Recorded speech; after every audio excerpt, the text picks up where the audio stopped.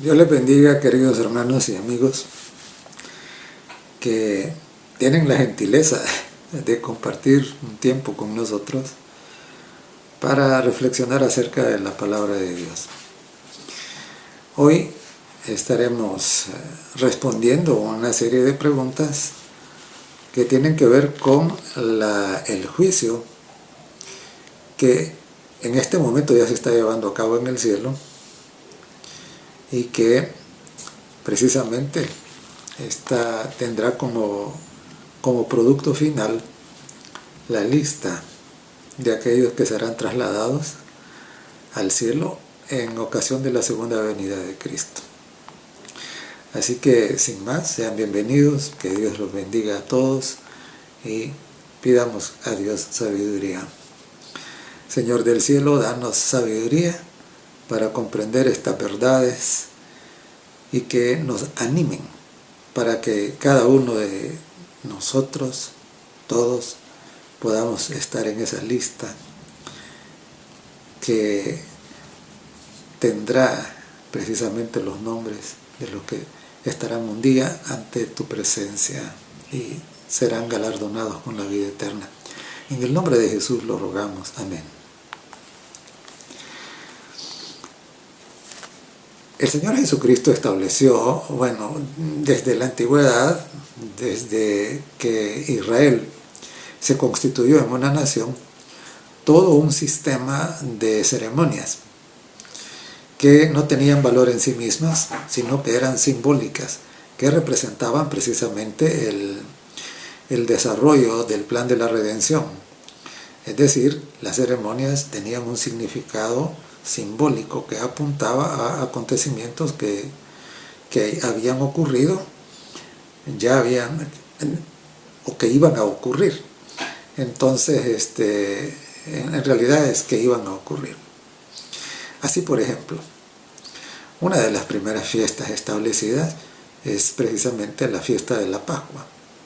La fiesta de la Pascua anunciaba el acontecimiento de la muerte del Cordero de Dios que quita el pecado del mundo en el Monte Calvario, y así sucesivamente.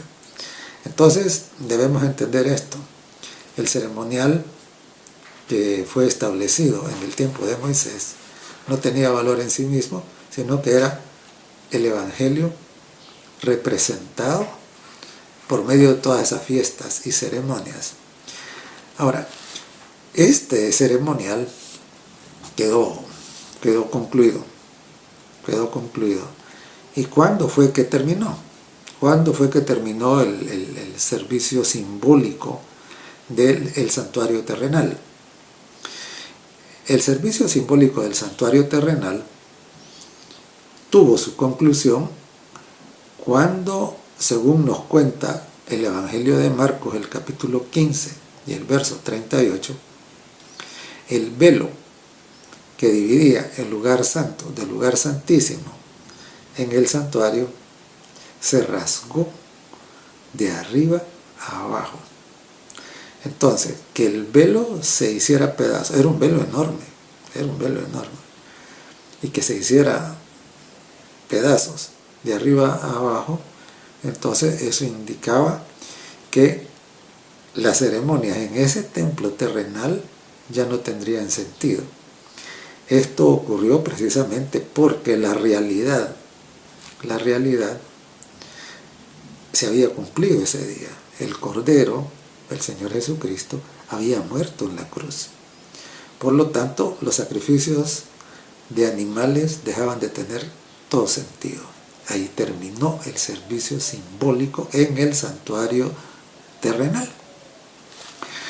Y debido a que la nación, los representantes de la nación abjuraron, renegaron y clamaron que Jesucristo no era su rey, que su rey era César, lo hicieron ante Pilatos.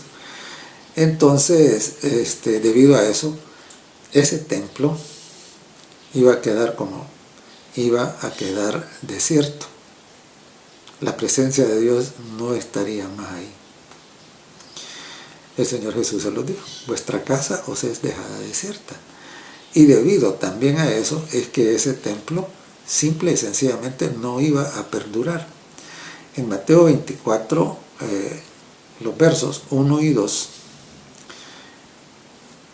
cuando los discípulos le habían mostrado la belleza del templo, y era monumental, ¿no? Era muy lindo. Entonces el Señor Jesucristo le respondió de esta manera. Les dijo: ¿veis todo esto? No quedará aquí piedra sobre piedra que no sea removida. Claro. El ceremonial ya no tenía sentido. El pueblo que había sido escogido para ser luz de las naciones había rechazado al Mesías. Y entonces el templo ahora simple y sencillamente estaba condenado, así como todos aquellos que rechazaron al Mesías. Entonces por eso el Señor Jesucristo lo anunció y dijo: no quedará aquí piedra sobre piedra que no sea derribada. Y como las profecías se cumplen, nadie puede evitar que se cumplan, entonces en el año 70 después de Cristo, los ejércitos romanos comandados por el general Tito vinieron a Jerusalén. Y entonces, simple y sencillamente, aunque Tito no quería destruir el templo, lo quería conservar como una reliquia, pero la soldadesca, y entonces hicieron la destrucción. El templo tenía muchos adornos de oro, ¿no? Y de plata, y tenía una decoración bastante densa de estos materiales, ¿no? Y entonces, claro, incendiaron el templo, lo destruyeron, y efectivamente ahí no quedó piedra sobre piedra.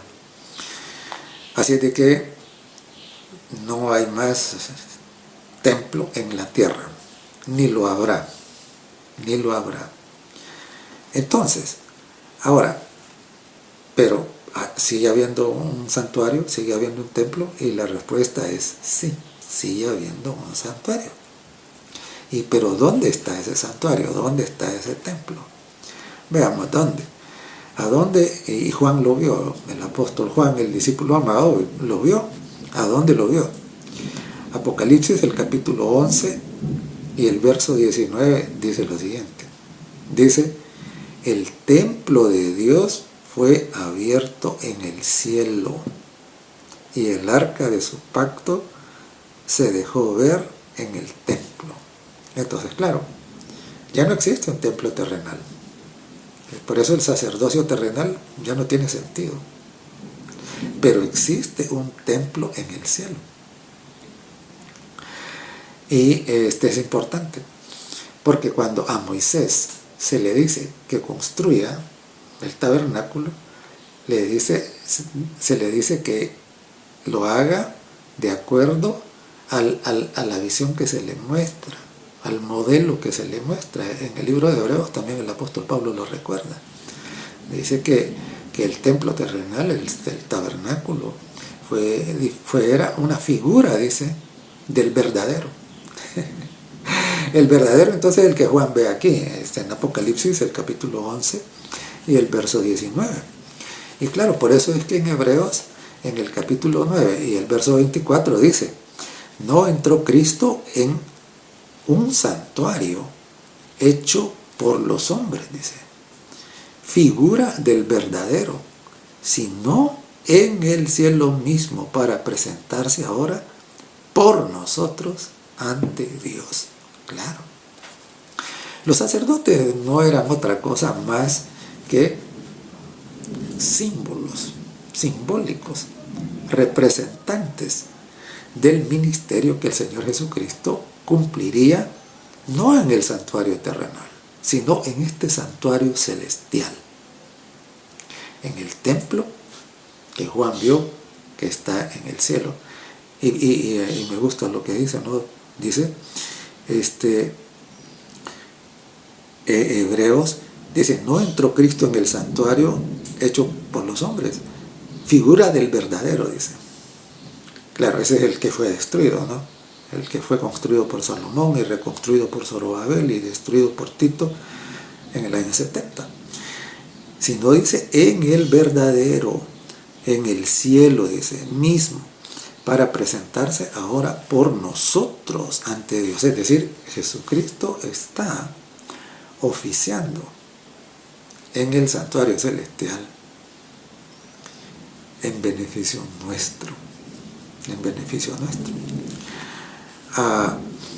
Ahora, es interesante porque el apóstol Juan escribió en Primera de Juan, el capítulo 2 y el verso 1, y dijo así: dijo, amados, estas cosas os escribo para que no pequéis. Mas, si alguno hubiere pecado, abogado tenemos para con el Padre, a Jesucristo el justo. Entonces notemos, Jesucristo está en el santuario celestial como abogado nuestro, como nuestro abogado. Y precisamente está intercediendo ante el Padre y ante el concilio celestial, porque es un juicio. Es un juicio. No se necesita un abogado cuando no hay un juicio. El hecho de que él sea abogado implica precisamente de que hay un juicio llevándose a cabo. Y es interesante, ¿por qué? Porque ese juicio previo es necesario. Porque el Señor Jesucristo dijo claramente que cuando Él regresara, entonces daría el galardón correspondiente a los santos. Leámoslo. Apocalipsis capítulo 22 y el verso 12 dice lo siguiente. Dice, he aquí yo vengo pronto, la segunda venida, y mi galardón conmigo, dice, para recompensar a cada uno según sea su obra. Entonces, claro, la recompensa no se recibe cuando una persona se muere, porque la Biblia es muy clarita y dice que cuando una persona muere va al sepulcro y permanece en el sepulcro hasta el día de la resurrección. Entonces, si está en el sepulcro no puede recibir el galardón. Y aquí dice bien claro, ¿verdad? Dice bien claro, he aquí vengo pronto y mi galardón conmigo. Es Apocalipsis 22:12. Para recompensar a cada uno según sea su obra. Entonces, cuando el galardón de los santos habrán de recibir, lo recibirán en ocasión de la segunda venida de Cristo. Y precisamente porque Dios es justo, para darle el galardón que le corresponde a cada uno según su obra, es que se necesita que haya un juicio previo a la segunda venida. Y es el juicio que se está llevando a cabo hoy. Está llevando a cabo. Entonces, ahora, es interesante porque en 2 Corintios, el capítulo 5 y el verso 10, por eso Pablo lo dijo, ¿no? Dijo así, dijo, porque es necesario que todos, dijo, comparezcamos ante el tribunal de Cristo, para que cada uno, dice, reciba según lo que haya hecho cuando estuvo en el cuerpo, es decir, cuando estuvo vivo aquí, sea bueno o sea malo. Entonces, y aquí me quiero hacer una ilustración que representa para una mejor comprensión de esto, del juicio necesario previo a la entrega del galardón. Miren, en la escuela no se asignan las notas antes de hacer el examen. No. Primero se hace la evaluación y luego entonces se dan las notas que le corresponden a cada estudiante. Porque las notas no se asignan caprichosamente. Se asignan según objetivamente según lo que le corresponde a cada uno, según cómo hizo el trabajo, según lo que respondió. Es así, es lo mismo aquí. El galardón no será el mismo para todo el mundo, para todos los que se salven, porque no todo el mundo se va a salvar, desafortunadamente. El galardón no será el mismo, no. Dice que el galardón será para cada uno según sea su obra. Y para determinar, primero, quiénes reciben el galardón, y segundo, en qué consiste ese galardón, entre otras cosas, es necesario que se lleve a cabo un juicio previo a la segunda venida de Cristo, que precisamente se está llevando a cabo ¿a dónde? En el santuario celestial, en donde el Señor Jesucristo está oficiando como abogado nuestro.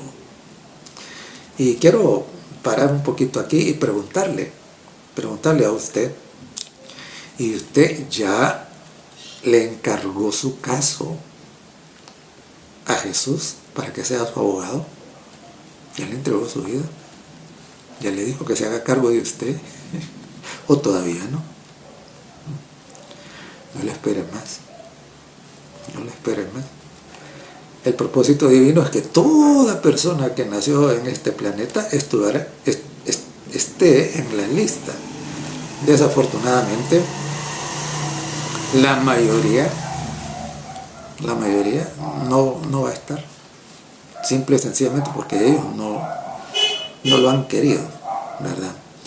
Entonces, es importante pues que entendamos eso. Dice que es necesario que todos comparezcamos ante el tribunal de Cristo. Este es 2 Corintios 5:10. Ahora la pregunta es, ¿y cuándo es que ocurre el juicio? Bueno, ya lo dije varias veces. Que ahora se está llevando a cabo. Fíjese lo que dice en Apocalipsis, el capítulo 14 y el verso 7. Apocalipsis 14:7. Dice así. Dice, temed a Dios y dadle gloria, porque la hora de su juicio, dice, ponga cuidado, como dice, ha llegado.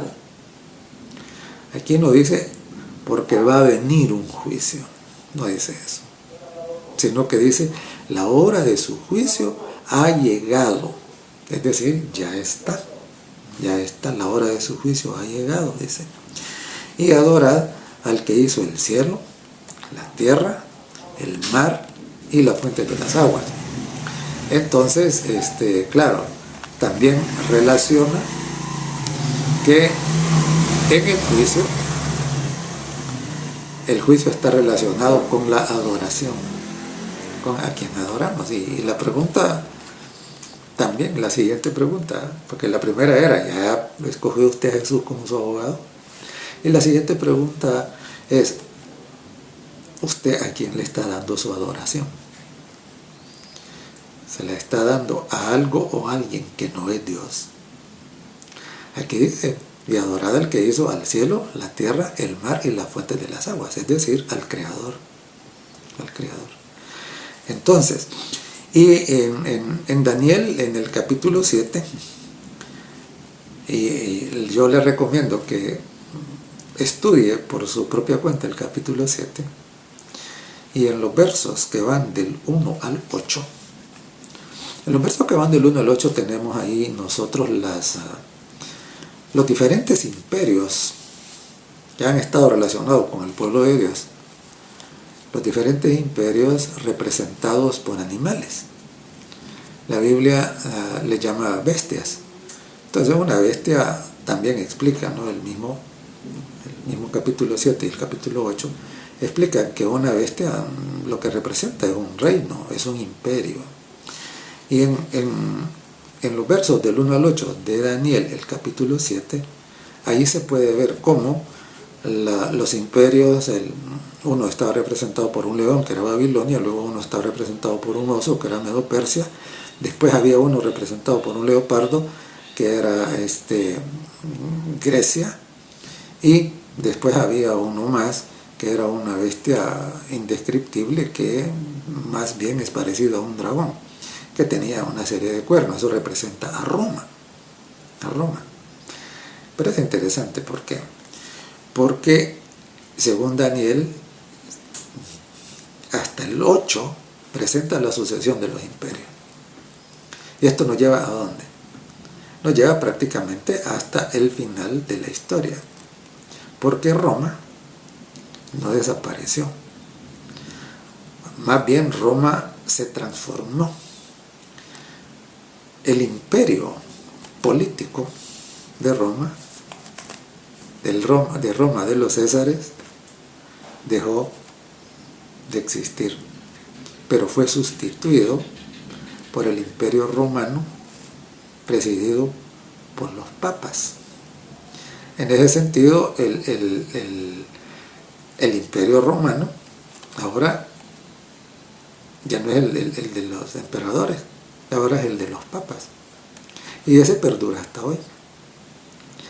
Entonces, en Daniel 7 tenemos la sucesión de los imperios hasta el día de hoy. Y ahí llegamos al verso 8 de Daniel, el capítulo 7. Y claro, la explicación de la sucesión de los imperios no es el tema de esta reflexión, sino el juicio previo al advenimiento. ¿Y por qué estoy mencionando entonces la sucesión de los imperios? Porque inmediatamente en el verso 9 de Daniel 7, ahí aparece precisamente el juicio. Es decir, el juicio no iba a ocurrir en el tiempo de Babilonia, ni en el tiempo de Medo-Persia, ni en el tiempo de los griegos, ni en el tiempo de la Roma de los emperadores, sino en el tiempo de que cuando el imperio, lo que fue el imperio romano, ahora fuera el reinado de los papas, que es lo que tenemos hoy. Eso es lo que tenemos hoy. Y entonces dice ahora, le invito para que usted vea ahí Daniel, el capítulo 7 y los versos 9 y 10. Y miren lo que dice, ahí tenemos el juicio. A Daniel se le está mostrando el juicio. Este juicio que precisamente hoy se está llevando a cabo. Es el que dice Apocalipsis, que el juicio ha llegado. Y entonces dice Daniel, y dice que fueron puestos tronos. Y entonces dice que vio a un anciano de días. Y también dice que dice que millares de millares le servían, millones de millones asistían delante de él. Y fíjese lo que dice también. Y el juez se sentó, dice, y los libros fueron abiertos. Entonces, claro, mire, ni usted, ni yo, ni nadie debe olvidar lo siguiente. Nuestras acciones, nuestros pensamientos y nuestras palabras quedan registrados en esos libros. Claro, ¿qué tipo de libros son? Daniel vio que eran unos libros, es decir, hay un registro. Ese registro es el que sirve de evidencias. Y precisamente ahora está montado el escenario del juicio. El anciano de días, que es el Padre, están los asistentes, que son el concilio celestial. Entonces, dice, claro, y ahora dice, el juez se sentó y los libros fueron abiertos. Claro. Se va a hacer la evaluación para ver quiénes quedan en la lista y quiénes tienen que ser sacados de la lista.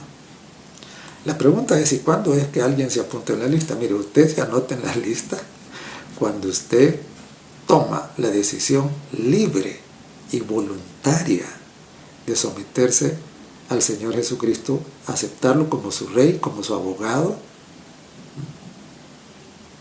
como el dueño de su vida. Entonces su nombre es anotado ahí en el libro de la vida. Pero, desafortunadamente, no todos los que tienen esa experiencia la mantienen, sino que, por razones diversas, muchos dejan de perseverar. Y por eso que el Señor Jesucristo fue muy claro y Él dijo, el que persevere hasta el fin, este será salvo. Y allá en Apocalipsis, el capítulo 2, a la iglesia de Sardis se le dice, capítulo 3, perdón, a la iglesia de Sardis se le dice, el que venciere será vestido de vestidura blanca y no borraré su nombre en el libro de la vida. Es decir, en el juicio que se está llevando a cabo ahora en el cielo, entonces, claro, ahí se está revisando todos aquellos que en algún momento aceptaron a Cristo como su único, suficiente Salvador, como su abogado, defensor, como el sustituto de ellos en la cruz. Entonces, los que no han perseverado, esos son los que serán borrados.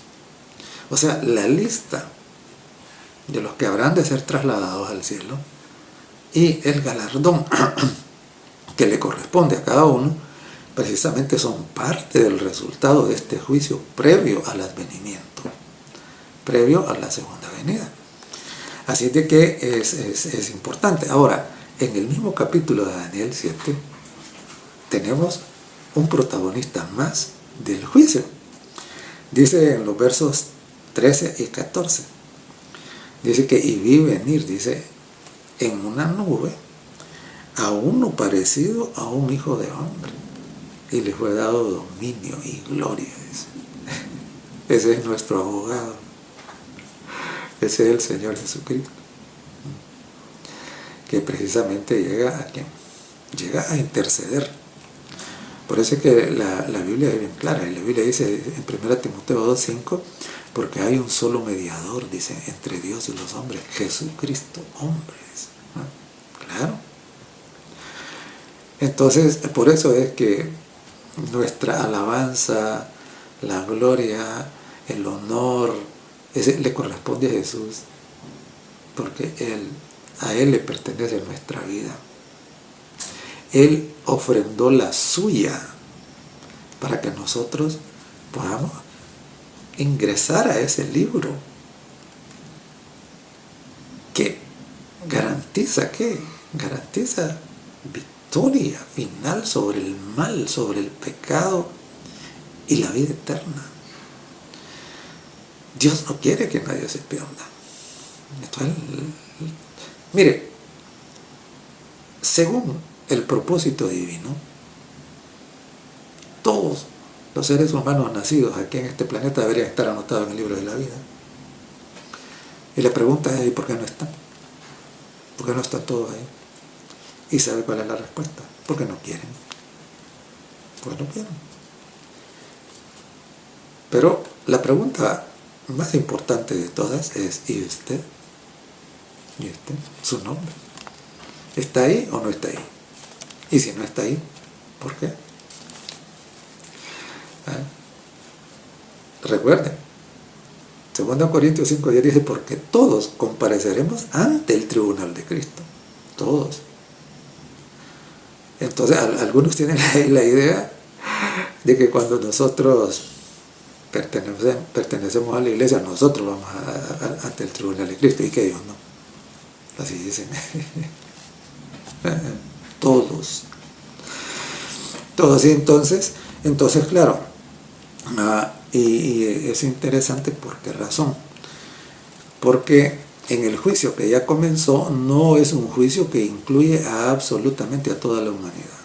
No. Dice el apóstol Pedro, en 1 de Pedro, el capítulo 4 y el verso 17. Ahora, oiga lo que dice. Dice así, porque es tiempo, dice, de que el juicio comience por la casa de Dios. Y sí, primero comienza por nosotros, dice, ¿cuál será el fin de aquellos que no obedecen el Evangelio de Dios? Entonces, vean lo siguiente. El juicio que se está llevando a cabo ahora lo que se está revisando es el libro de la vida. Por eso es que Pedro dice, porque en el 1 Pedro, es la 1 de Pedro, el capítulo 4 y el verso 17, por eso dice, porque es necesario el juicio como que comience, dice, por la casa de Dios. Y si primero comienza por nosotros, dice, claro, nosotros, los que hemos hecho profesión de fe, los que hemos aceptado a Cristo como nuestro único y suficiente Salvador. ¿Y qué? Entonces, por nosotros. Pero también advierte y dice, y si comienza por nosotros, ¿cuál será el fin de aquellos que no obedecen el Evangelio de Dios? Entonces, otra vez, tenemos los que están en el libro y los que no están. Pero los que no están, esos no están siendo juzgados ahorita. Antes de la segunda venida, solo son juzgados los que han aceptado a Cristo como Salvador. Los demás serán juzgados después de la segunda venida. Después de la segunda venida. Ahora, ¿qué declaración se hace? O se hará, mejor dicho. Se hará al final del juicio. ¿Qué declaración se va a hacer?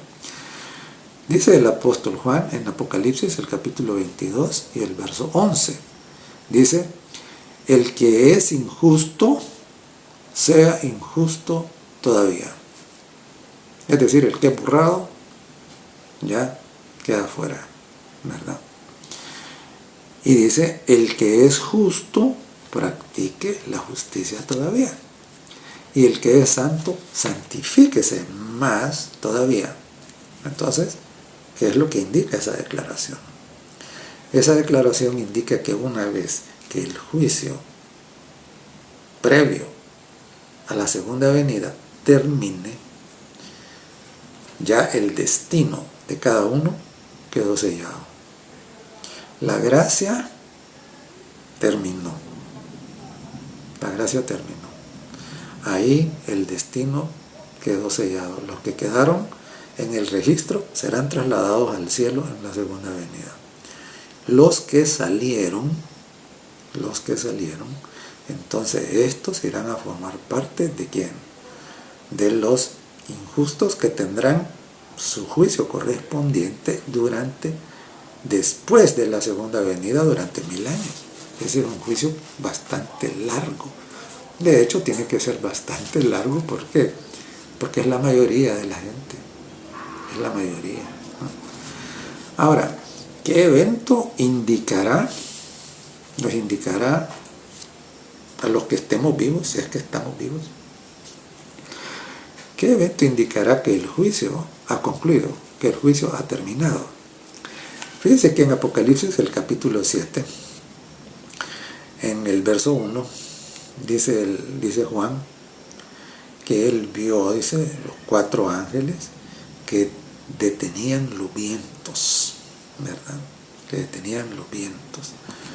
Y entonces, dice el verso 2, vi también otro ángel que subía de donde sale el sol, y tenía, dice, el sello del Dios vivo. Clamó a gran voz a los 4 ángeles, a quienes se les había dado el poder de hacer daño a la tierra y el mar, diciendo, no hagáis daño a la tierra, ni al mar, ni a los árboles, hasta que hayamos sellado en sus frentes a los siervos de nuestro Dios. Entonces, nosotros sabremos que el juicio ha concluido cuando los ángeles suelten los vientos. Para entonces, los que están vivos y han quedado en el libro de la vida del Cordero estarán sellados. Y los que no, entonces tristemente tendrán que experimentar ¿qué? Tendrán que experimentar la ira de Dios, que será expresada precisamente en las 7 plagas postreras descritas en Apocalipsis, el capítulo 16, y que ya había sido advertida, ya habían sido advertidas allá en Apocalipsis, el capítulo 14, en el verso 9. Entonces, claro, los vientos serán soltados, los ángeles soltarán ahora los 4 vientos, y la ira de Dios será derramada al final del juicio. Esto es al final del juicio. ¿Por qué? Porque ya no tiene sentido más la historia. Los que quisieron echar su suerte con Dios, eligiéndolo como su Señor, como su Rey, y decidiendo hacer de manera voluntaria porque entendieron el amor divino, esos ya están fijos. Eso es que se les dice al final del juicio, sigan santificándose más. Y los otros, los que ya decidieron que por nada del mundo iban a arrepentirse, a cambiar, a reconocer la autoridad de Dios en sus vidas y el amor de Dios especialmente, ya Dios hizo todo. Y ellos simple y sencillamente, a pesar de que Dios ofrendó su propia vida, ellos lo despreciaron. Entonces ya no hay más que hacer por ellos, ¿verdad? Igual, ¿no? Prácticamente eso se convirtió en el pecado contra el Espíritu Santo de parte de todos ellos, y para ellos ¿qué queda? ¿Ya? La ira, lo que se llama la ira de Dios, ¿no? Que son las 7 plagas postreras. Muy bien, entonces el juicio deja muy claro ante el universo, y claro, y aquí hay una cosa que nosotros debemos entender, es la siguiente. Mire, Dios sabe todo. Dios sabe lo que usted en este momento tiene ahí dentro de su cabecita, en su mente, que está pensando usted. Dios lo sabe. Y lo que yo estoy pensando, también Él lo sabe. El juicio no se hace para informar a Dios. Dios ya sabe todo. El juicio se hace para informar a los demás seres inteligentes que hay en el universo, a los ángeles, a los representantes de otros mundos en donde el pecado no ha entrado, para que ellos entiendan que Dios en su gran amor intentó todo lo que era posible dentro de lo que es justo para salvarnos, y que los que no se van a salvar al final no se salvaron porque ellos no quisieron. Esto deja el honor de Dios como limpio. Deja clarísimo que Dios es justo y que no lleva al cielo a unos de manera caprichosa, que simplemente a Él se le ocurrió, a este lo llevo y al otro lo mando al lago de fuego. No, sino que queda transparente ante el universo que cada uno que permaneció en el libro de la vida del Cordero, y yo espero que usted sea uno de esos, Dios también lo espera. Permaneció ahí, ¿por qué? Porque Él lo decidió voluntariamente. Dios no lo obligó, pero que se dio cuenta del inmenso amor de Dios. Y por lo tanto decidió entrar en esa relación de pacto, de alianza con Él. Le entregó su vida. Y entonces permaneció en el libro. Y al final del juicio se le dice, santifíquese todavía, para que disfrute la vida eterna. Porque solo los santos pueden disfrutar la vida eterna. Porque alguien que no renunció al pecado, en el cielo, si es que en el cielo no hay cantinas, en el cielo no hay discotecas, en el cielo no hay drogas, en el cielo no hay guerras, en el cielo no hay nada, no hay odio, no hay nada. Y a todos aquellos que esa era su vida, simple y sencillamente estarían allá incómodos, torturados. Pero no, cuando Dios hace el milagro, si usted lo invita, si usted lo trae a su vida, Dios le cambia a su mente. Y usted aprende a disfrutar la santidad. La santidad te llena de gozo, ¿no? Entonces usted descubre una vida nueva en Cristo. Y entonces, claro, eso es lo que va a encontrar en el cielo. Y por eso que el cielo era un lugar maravilloso, de dicha, de felicidad, para los que fueron transformados. Entonces, concluyamos. El juicio deja ante el universo de manera transparente y clara la justicia de Dios. Dios respetó el libre albedrío, la capacidad de escoger de cada ser humano. Los que se perdieron porque así lo quisieron. Y los que se salvaron, y repito, usted debe ser uno de esos,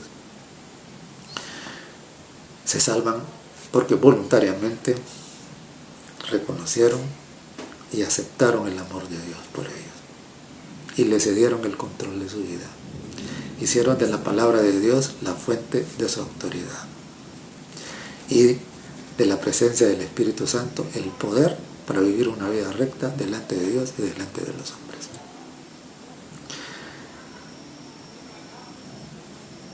Si no ha hecho esa decisión, hágala. Ahorita que los ángeles todavía no sueltan los vientos. ¿Cuándo van a soltarlos? No sabemos. Eso no ha sido revelado. Ahora todavía hay oportunidad. No deje que se pierda. Que Dios le bendiga. Bondadoso Padre, agradecemos, porque ciertamente tenemos un abogado que no pierde ningún caso que se le encomienda. Por eso te alabamos, te bendecimos, te damos gloria y queremos, Señor del cielo, permanecer en ti. Por favor, oramos especialmente por nuestros amigos que no han hecho todavía la decisión de recibir a Cristo como Salvador, que puedan hacerlo y que sus nombres puedan quedar para siempre en el libro de la vida del Cordero. Todo te lo rogamos precisamente en el nombre precioso de Jesús. Amén.